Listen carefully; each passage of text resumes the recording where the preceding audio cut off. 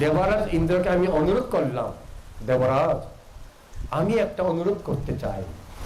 বর্তমান কালে মানুষেরা অবিশ্বাসী, ধর্ম কর্ম কম বিশ্বাস করে, তাই তাদের অন্তরে যেন বিশ্বাস জন্ম হয়, সেরকম একটা ব্যবস্থা করার জন্য আপনি মাঝে মাঝে আমাদের মাঝখানে হট করে এসে, আমি দেবরাজ ইন্দ্র দেবতার রূপ ধারণ করে একটুখানি আধা মিনিট 1 মিনিট এসে যদি আপনি বলতেন আপনারা পুণ্য করুন, হ্যাঁ আমি আশীর্বাদ করব, অনেক লোক মুক্ত হবে।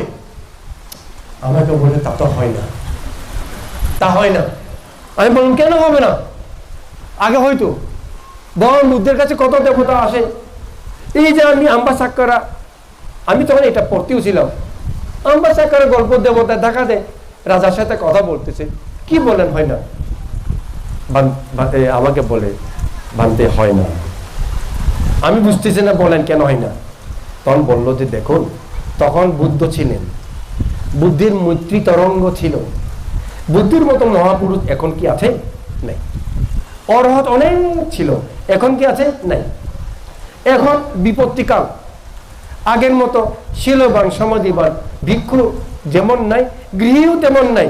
গৃহীদের মধ্যে এখন লোভ, লালসা, হিংসা, ঘৃণা, হ্যাঁ এইসব চিত্ত তাদের একেবারে আগুন, তাই দেখা দেওয়া যায় না। আমাকে বলছিল এইটা, এই দেবতার উত্তরটা মিলে গেছে। তাই দেবরাজ ইন্দ্র আমাকে যে বলছে ভান্তে দেখা দেওয়া যায় না, কথাটা বর্তমান কালে হয় না, এই উত্তর এখানে এটাই। কি বলছে মহারাজ, আপনি যদি মিথ্যা দৃষ্টি পরিত্যাগ না করেন, অন্তর পরিশুদ্ধ না করেন, দেখা দেওয়া যাবে না। বলছে না? বলছে তো, এই যে উত্তর। তাই দেবতারা এখন আসতে পারে না। আমি অনেক অনুরোধ করেছি, আজকেও সেরকম একটা ছিল। আপনারা তো ওদিকে দৌড়াদৌড়ি করতেছেন, এদিকে হাঁটাহাঁটি করতেছেন, জানি না কি কারণে। আমি বললাম না একটু চুপ করেন, আশীর্বাদ করবে।